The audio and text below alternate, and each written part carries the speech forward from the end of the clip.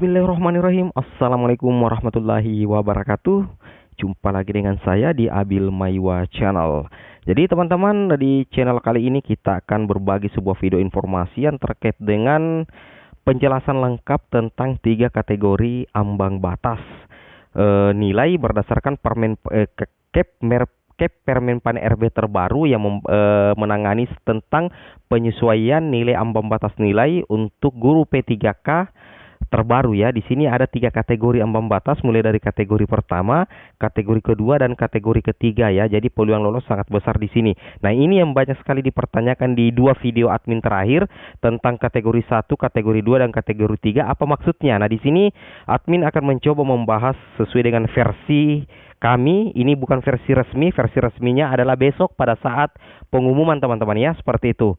Oke, kita lanjut saja ke videonya tentang penjelasan lengkap kategori 3 nilai ambang batas. Di sini Kepmenpan RB nomor 1169 tahun 2021 tentang pengelolaan hasil seleksi kompetensi 1 dan penyesuaian nilai ambang batas seleksi pengadaan P3K untuk jabatan fungsional guru tahun daerah 2021. Jadi ini Kepmenpan RB-nya teman-teman ya, itu bernomor 1169 tahun 2021 tentang penyesuaian nilai ambang batas. Jadi di sini ada semacam penyesuaian nilai ambang batas, mungkin ada semacam penurunan nilai ambang batas untuk teman-teman guru honorer yang mengikuti seleksi guru P3K tahap 1, dan tentunya besok adalah momentum untuk menentukan apakah teman-teman lulus tahap pertama atau lanjut ke tahap kedua, seperti itu. Oke, kita coba lanjut lagi ke penjelasan yang merupakan judul inti dari video ini teman-teman ya. Nah, di sini yang kita ketahui bahwa nilai ambang batas teman-teman diperhatikan tolong. Nilai ambang batas ini dibagi 3. Yang pertama, nilai ambang batas seleksi kompetensi teknis, kemudian nilai ambang batas seleksi kompetensi manajerial dan sosial MS, dan yang ketiga adalah nilai ambang batas seleksi kompetensi wawancara. Jadi di sini memang ada 3 jenis nilai ambang batas teman-teman ya, seperti itu. Itu yang harus teman-teman ketahui. Nah, sekarang karena teman-teman sudah memahami bahwa nilai ambang batas itu dibagi 3. Yang pertama nilai ambang batas seleksi kompetensi teknis, kemudian MS manajerial sosiokultural, dan nilai ambang batas wawancara. Nah, karena teman-teman sudah ketahui, kita coba lanjut ke penjelasan yang lain. Di sini intinya teman-teman yang harus teman-teman pahami. Nah, di sini teman-teman ya, nilai ambang batas itu dibagi menjadi 3 kategori. Nah, tadi dibagi 3, sekarang ini menjadi lagi 3 kategori teman-teman ya. Jadi nilai ambang batas atau passing grade P3K guru itu menjadi 3 kategori. Yang pertama itu adalah nilai ambang batas kategori 1, kemudian yang kedua adalah nilai ambang batas kategori 2, dan yang ketiga adalah nilai ambang batas kategori 3. Seperti itu teman-teman ya. Jadi nilai ambang batas itu dibagi menjadi 3 kategori. Nilai ambang batas kategori 1, nilai ambang batas kategori 2, dan nilai ambang batas kategori 3, seperti itu. Nah, oke, teman-teman sudah paham sampai di sini ya. Sekarang kita lanjut lagi. Nah, di sini untuk penjelasannya, ini yang harus teman-teman pahami ya, meskipun ini bukan resmi, karena resminya adalah besok di pengumuman, tapi alangkah baiknya teman-teman juga memahami ini. Penjelasannya adalah nomor 1, nilai ambang batas kategori 1 tetap menggunakan Permenpan RB nomor 1127 tahun 2021. Contoh guru kelas SD nilai ambang batasnya teknis adalah 320, manajerial sosiokultural itu adalah 130, dan wawancara itu adalah 24.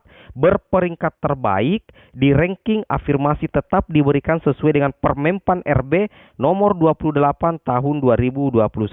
Catatannya di sini teman-teman ya, adalah jika masih terdapat alokasi kebutuhan yang belum terpenuhi formasi kosong, maka akan diisi oleh peserta dengan nilai ambang batas kategori 2.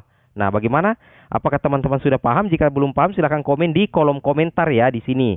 Nah, jadi teman-teman harus pahami bahwa nilai ambang batas kategori 1 itu maksudnya adalah tetap sama dengan Permenpan RB nomor 1127. Berarti masih menggunakan passing grade sebelumnya atau passing grade lama di tahun 2021 tahap 1 ini. Nah, sekarang kita lanjut lagi teman-teman ya. Kemudian yang kedua adalah penjelasan tentang nilai ambang batas kategori 3. Ini diperuntukkan untuk peserta berusia paling rendah 50 tahun saat pendaftaran atau 50 tahun ke atas. Nah, jadi nilai ambang batas kategori 2 ini diperuntukkan untuk peserta berusia paling rendah 50 tahun saat pendaftaran. Berarti 50 tahun ke atas. Dengan ketentuan nilai ambang batasnya adalah untuk teknis itu kayaknya sudah tidak ada. Kemudian manajerial sosiokultural 110, wawancara 20, berperingkat terbaik di ranking ya. Jika berperingkat terbaik itu di ranking. Jika masih terdapat alokasi kebutuhan yang belum terpenuhi dalam kurun formasi kosong, maka terhadap seluruh peserta diberlakukan nilai ambang batas kategori 3. Nah, saya ulangi, jika masih terdapat alokasi kebutuhan yang belum terpenuhi, maka terhadap seluruh peserta itu diberlakukan nilai ambang batas kategori 3. Jadi kategori 3 ini khusus untuk guru honorer yang berusia paling rendah 50 tahun saat pendaftaran, seperti itu. Nah, sekarang kita lanjut lagi. Kemudian yang ketiga di sini teman-teman adalah nilai ambang batas kategori 3 ya. Nah, ini diperuntukkan untuk seluruh peserta dengan penurunan nilai ambang batas ya. Nah, manajer sosiokultural 130 dan wawancara 24. Jadi ini diperuntukkan seluruh peserta, baik usia 50, baik usia 35 dan baik usia 34. Jadi intinya di sini seluruh peserta. Contoh penurunan nilai ambang batas adalah guru kelas SD yang semula nilai ambang batas teknisnya sebesar 320 itu menjadi 270. Afirmasi tetap diberikan. Saya ulangi. Jadi sebelumnya nilai teknisnya itu 320, sekarang sudah menjadi 270. Jadi memang ada penurunan afirmasi ada penurunan passing grade dari 320 itu menjadi 270. Catatan, afirmasi lama tetap diberikan teman-teman ya. Tetapi harus memenuhi ketentuan untuk manajer sosiokulturalnya itu harus 130 dan wawancaranya harus 24. Jadi bagi yang sudah 270 dan memiliki manajer sosiokultural lolos passing grade, maka teman-teman berpeluang lolos menjadi guru ASN melalui kategori 3 ini, seperti itu. Nah, jika masih tetap terdapat alokasi kebutuhan yang belum terpenuhi dalam kurun formasi kosong, maka akan diisi oleh peserta pada seleksi ASN P3K tahap kedua. Nah, saya ulangi, jika masih tetap terdapat alokasi kebutuhan yang belum terpenuhi dalam kurun formasi kosong, maka akan diisi oleh peserta pada seleksi ASN P3K tahap kedua. Luar biasa ya, ini apa yang dijanjikan oleh Mas Menteri itu terbukti hari ini teman-teman ya, itu terbukti hari ini. Kita lanjut lagi, yang terakhir di sini catatannya tetap menunggu keputusan resmi. Jadi apa yang admin sampaikan ini bukan keputusan resmi. Besok keputusan resminya hari Jumat teman-teman ya.